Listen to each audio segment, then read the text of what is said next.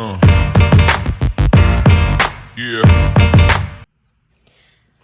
Всем привет! И сегодня мы с вами будем учиться развивать свое творческое видение. Будем искать в кляксах какие-то фигуры. Я знаю, что большинство из вас знают это упражнение и знают его очень хорошо. Слышали о нем много раз наверняка. Я не перестаю убеждаться, что это одно из самых лучших упражнений, несмотря на то, что ничего нового здесь нет. Оно одно из самых удачных для развития творческого мышления, особенно если вы в дальнейшем планируете, возможно, попытаться создать своего собственного персонажа. Но сегодня давайте попробуем просто с кляксами. Да? Нам понадобится кисточка, белочка и краски акварельные. Можно детские, это не принципиально. У меня будут вот, это у нас Midgello Mission Pure. Так, мы кисточку обмакиваем в воду, причем обмакиваем довольно хорошо, чтобы прям она мокрая была. В идеале акварель перед тем, как вы будете использовать, сбрызнуть водой. Но эту акварель сбрызгивать не обязательно, она очень пигментированная. Детскую стоит, наверное, сбрызнуть. И мы выбираем какие-нибудь яркие цвета. Давайте возьмем яркий желтый цвет. И мы просто вот так вот, просто что вводим бездумно, какие-то кляксочки ставим желтые. Добавим чуть-чуть цвета. Вот. Моем кисточку, хорошенько моем, для того, чтобы цвета не смешались друг с другом и не получилась грязь. Да. Опять набираем чуть-чуть воды, выбираем цвет. Давайте возьмем какой-нибудь красный. Набрали. И тоже здесь побольше воды. И вот так вот произвольно просто капаем краской. Так, отлично. Дальше возьмем с вами какой-нибудь яркий синий. Если у вас каких-то из этих цветов нет по какой-то причине, не страшно, берите другие. Старайтесь не смешивать кляксы между собой и не задумываться о том, что конкретно вы пытаетесь тут нарисовать. Ничего конкретного, просто вот так вот немножко поразбрасывали краску. Если они все же смешались друг с другом, ничего страшного, не пытайтесь это исправить. Мы потом с этим разберемся, когда будем уже искать формы какие-то в этих каракулях. Ну и давайте возьмем еще какой-нибудь зеленый цвет поярче. Водичку и тоже так, оп-оп-оп. И еще чуть-чуть добавим зеленого. И все, вот у нас получилось 4 совершенно разных кляксы. Давайте еще одну сделаем, фиолетовую, например, здесь с краю, раз место у нас осталось. Вот так. Вы можете и просто вот так вот набрызгать на бумагу.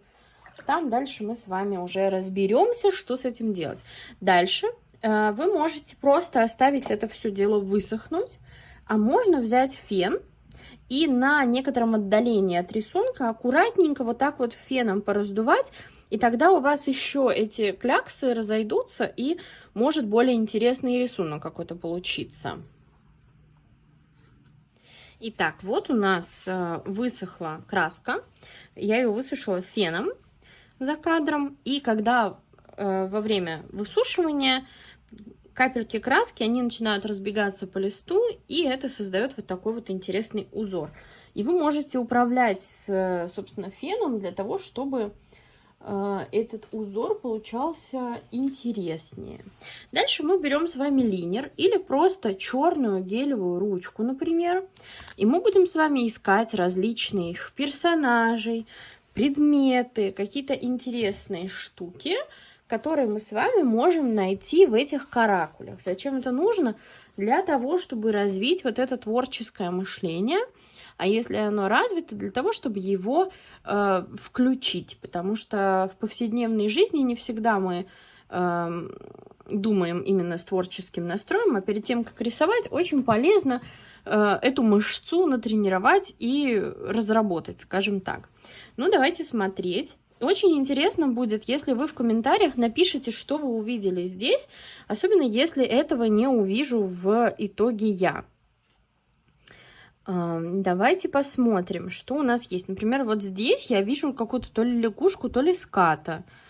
Здесь можно найти жирафа. Давайте его зарисуем. Мы не вырисовываем полностью всего животного, которого, например, заметили, да? Здесь у нас вот может быть шапочка такая у него. Тут прям видно помпончик. Ну, просто такие не очень, слегка небрежные линии могут быть, это не важно. У него будет нос. Я знаю, что у жирафа не такой нос, но мы с вами сейчас импровизируем и пробуем создать что-то такое интересное, уникальное. Развиваем свои творческие способности. Здесь, допустим, у него могут быть какие-то крылья. Крылатый жираф. Почему бы и нет? И у него будет, естественно, хвост.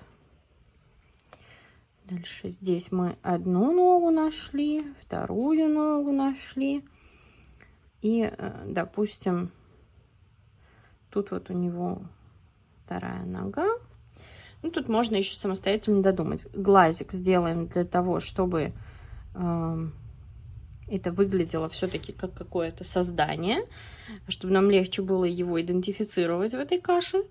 Вот так он может выглядеть. Не обязательно прорабатывать все пятна, которые есть вокруг. Это может быть как просто какие-то декоративные пятнышки. Это не так страшно, не так важно, скажем так. Смотрим дальше, что мы видим в желтом пятнышке. Ну, первым делом мне сразу видно слоника. Мы здесь можем его рассмотреть. У него будут вот такие вот уши. И вот тут вот мы отчетливо можем увидеть хобот.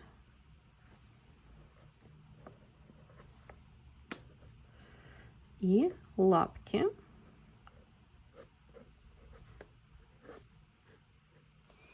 И, естественно, что нужно? Глазик, чтобы мы могли его как-то считать. Отлично. Давайте смотреть, что еще мы здесь можем увидеть. Например, здесь мы можем с вами рассмотреть медузу. Попытаться.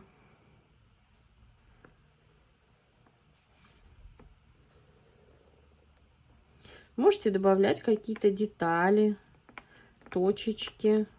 Это у нас медуза, поэтому ей нужны точечки. И вот у нее такие длинные щупальца.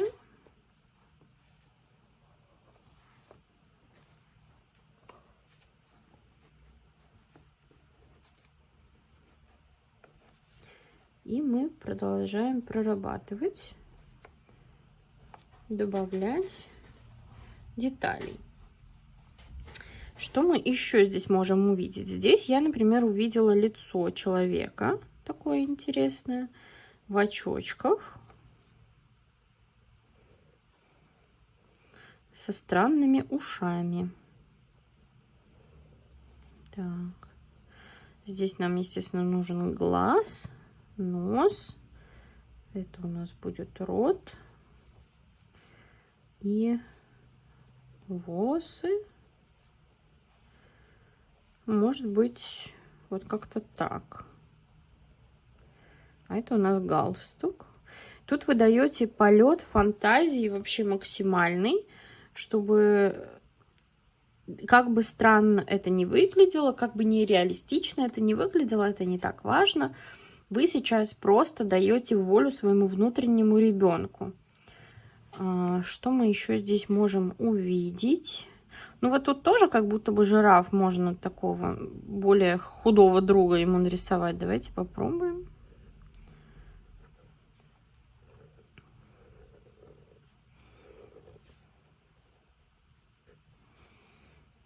Мордочки рисуйте обязательно у того, что вы рассмотрели, если это какое-то что-то животное или человечек, потому что это создает сразу настроение вашему персонажу. Мы ему сделаем вот такие массивные ноги, копыта.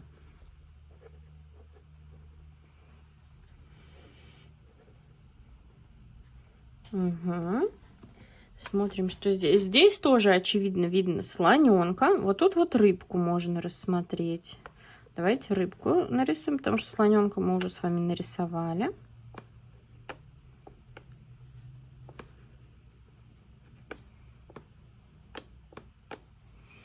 Такая вот у нас рыбка получается.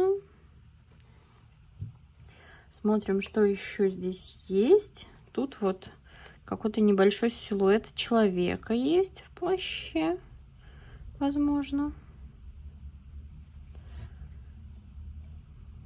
И таким образом вы прорабатываете и ищете различные каких-то различных персонажей. Я советую вам проделать это упражнение и попытаться найти в кляксах вот хотя бы 3-4 персонажика. И таким образом вы прогреваетесь перед тем, как начать рисовать.